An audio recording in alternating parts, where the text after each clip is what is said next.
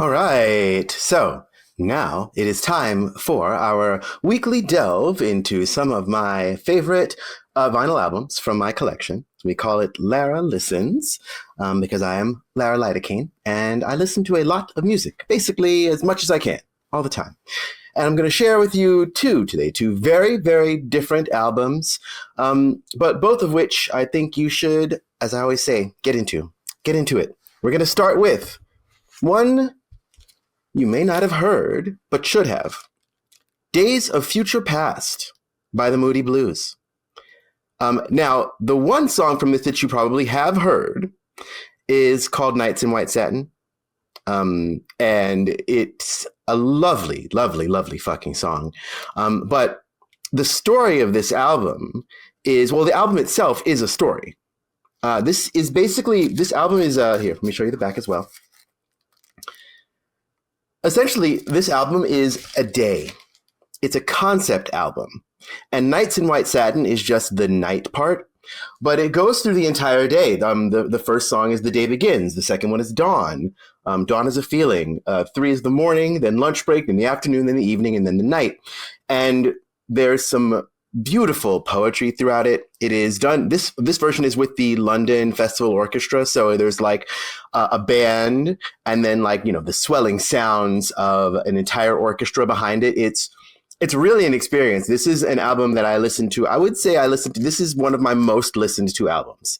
It's very ambient. It's very lovely. And then when you get to Nights in White, by the time you get to Nights in White Satin, it colors the feeling of every single part of the day in a way that's like, it's just pitch perfect. Every part of the day, there's like the twinkling of morning and then the sort of quiet solemnity and then like a sort of weight of night, but that like comes with it with passion. I hope you've heard Nights in White Satin. Nights in White Satin, never reaching the end. Letters I've written, never intending to send, never meaning to send. And there's a poem that begins the album and one that ends it. And I'm going to read you the one that ends the album, which is the after the end of the day. It's, breathe deep the gathering gloom. Watch lights fade from every room. Bed-sitter people look back and lament. Another useless day's energy spent.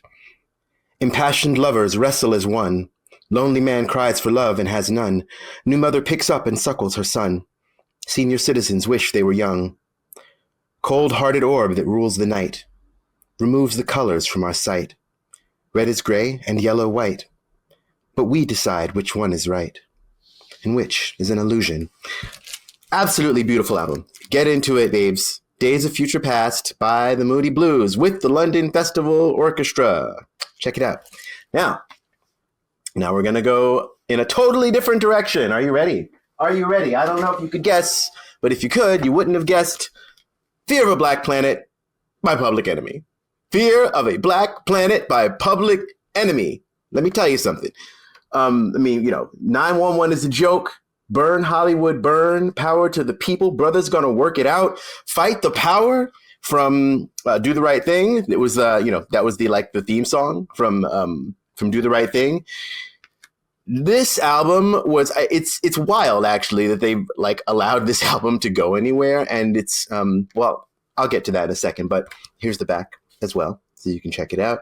That's the whole squad, the S1Ws, Security of the First World, with Flavor Flav and Chuck D and the whole squad. Listen to this album. Listen to it. You know, there's so much where they were talking about, Burn Hollywood Burn, where they're basically talking about just how fucked up and racist Hollywood is and has always been, right? And this is one of those things that I will say this. Older people, especially a lot of older Black people, look at where we are now from where we were in like the 60s and are like, things are better than they used to be. And even though obviously it has always been a fascist nightmare of a country and it has always been super racist and it's not really that much better now, it is important to recognize the difference in the way that the times move, right? Because right now we're entering into a time where things are worse. right? Because there are periods of relative calm, historically speaking. Even if you're living under a tyrannical nightmare of a country like we do in this one, there are times that are more overtly bad and more, and worse underneath the surface.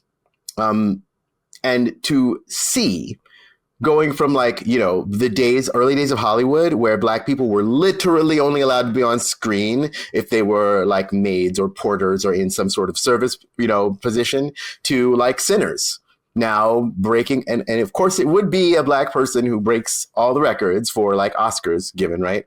Or like nominations. But then also, I'm going to also caution us as we celebrate those changes.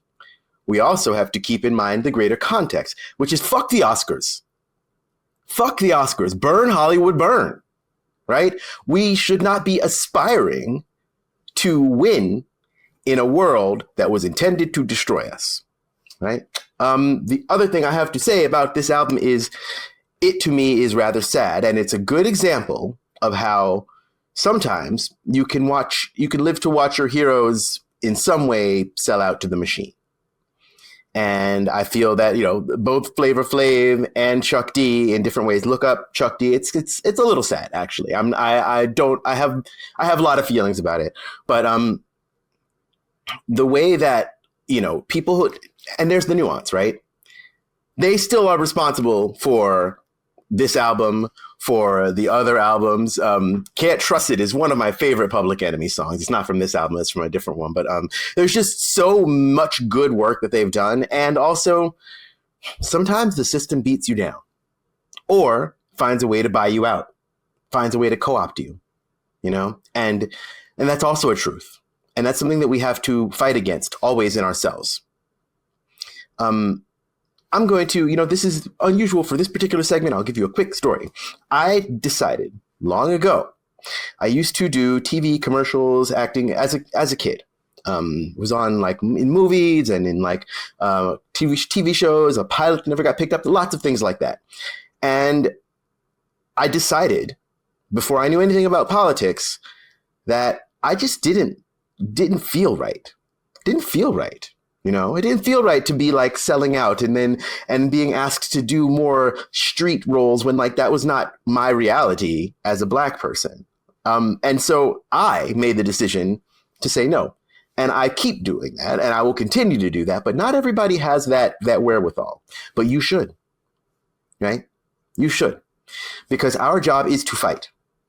And we can be inspired even by people who we don't fuck with anymore. Because they did make this album. They did get out there and shake shit up. And they got the I believe they were part of the reason that, the parental advisory started getting put on stuff. Because that wasn't always on records, but it became a thing, mostly not because of the swearing, because of the swearing, but because of the political messaging. Because they didn't want white kids in this country hearing political messaging and actually starting to identify with Black people, to learn directly from Black people in a way that wasn't consumptive. So anyway, whoever they are now, whatever they have done since, Public Enemy's Fear of a Black Planet is a fantastic and indispensable album. Welcome to the Terror Dome. Get into it, babes. Get into it. And that is this week's edition of Lara Listens. And now we're going to have something I'm very, very excited to share with you. It is the comedic stylings of Marcella Onyango, a.k.a. Feel the News, a political comedian. And, well, you know what? I'm going to let them tell their story for themselves through their work. Mistrix, let's do it.